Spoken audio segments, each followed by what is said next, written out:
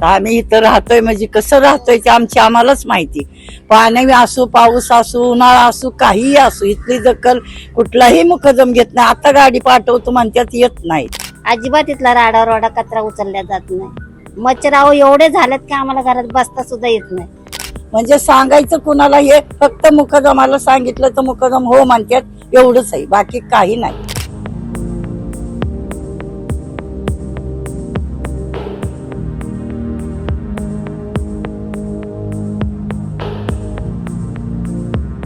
नमस्कार. आता आपण आहोत सदाशिव पेठेतील साने गुरुजी नगर मधील पीएमसी कॉलनीमध्ये. ही कॉलनी पुण्यातल्या सफाई कामगारांची आणि आरोग्य सेवकांची कॉलनी म्हणून ओळखली जाते. मात्र इथली जर अवस्था आपण पाहिली तर अत्यंत दयनीय आहे.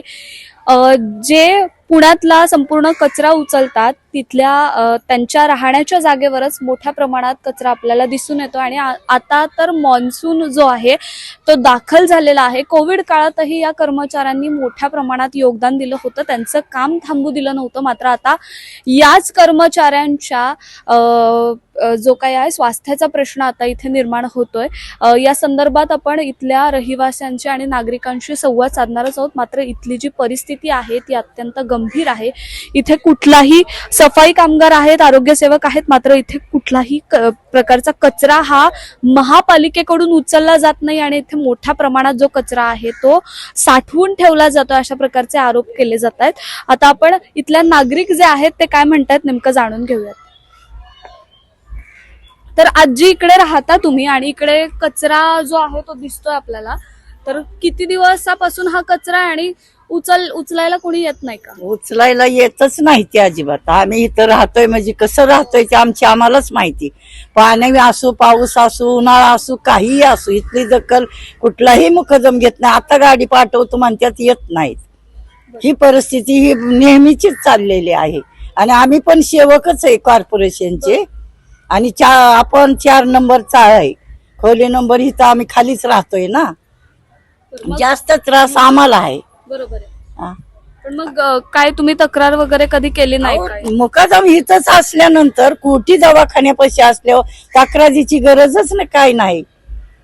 गिरणीच्या बोळामध्ये तेच परिस्थिती, त्याच्या पाठीमागे तेच परिस्थिती, आमच्या दारासमोर तेच परिस्थिती. शेवटचा कचरा इकडचा कधी उचलला होता? शेवटचा कचरा आता आठवत बी नाही आणि खरडून असं गेलेला नाही, कधीच नाही. आणि या सगळ्यामुळे काय आणि राडा रोडा हितच, सगळा कचरा हितच. म्हणजे सांगायचं कुणाला, हे फक्त मुकदमाला सांगितलं तर मुकदम हो म्हणतात, एवढंच आहे, बाकी काही नाही.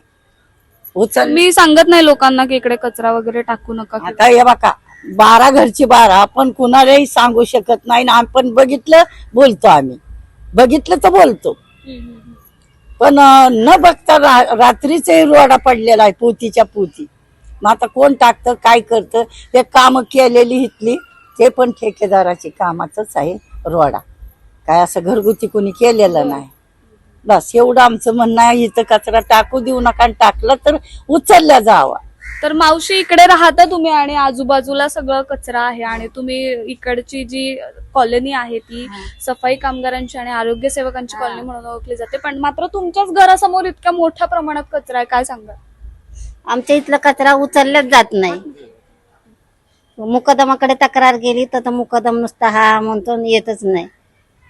आता जवळजवळ 5-6 महिने झालं. 6 महिन्यापूर्वी हे सगळं नेलं होतं. इथं बराच राडारोडा पडलेला होता, नेला. आता 5-6 महिन्यापूर्वी तसं इथं आलं नाही. किती वेळा सांगितलं ना तरी तो ऐकतच नाही. तो मुकदम म्हणजे 5-6 महिने कचरा उचललेलाच नाही अजिबात. नाही. तुम्ही याविषयी काही तक्रार वगैरे केले नाही महापालिकेमध्ये? इथं मुकदमाला जाऊन किती वेळा सांगितलंय, पण तो हा म्हणतो, येतच नाही. अजिबात इथला राडारोडा कचरा उचलल्या जात नाही. मच्छराव एवढे झालेत की आम्हाला घरात बसता सुद्धा येत नाही. आता आमचं लहान बाळ आल्यावर कुठं ठेवायचं त्याला? कोरोना काळात ज्या संपूर्ण पुण्याचा कचरा ज्या आरोग्य सेवकांनी, ज्या सफाई कामगारांनी उचलला, त्यांच्याच कॉलनीची परिस्थिती आहे ती अशी काही आहे. भरमसाठ कचरा, आरोग्याच्या अनेक समस्या, मच्छर आणि अतिशय घाण अवस्थेत ते राहत आहेत. मात्र या सगळ्याला जबाबदार कोण आहे हा एकच प्रश्न या सगळ्या परिस्थितीला पाहून निर्माण होतो. पुण्याहून आकांक्षा यादव, सिविक मिरर.